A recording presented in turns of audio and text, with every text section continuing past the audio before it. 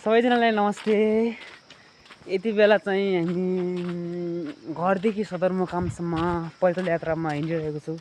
मसँग चाहिँ मेरो एउटा जुङ्गे साथी छ होइन, पुरा जुङ्गे नै हो कि यस्तै हो। अगाडि बिहान बिहान चाहिँ जाडो भइरहेको थियो, अहिले चाहिँ यति गर्मी छ नि, गर्मीले पुरा यस्तो बनाइसकेको छ क्या।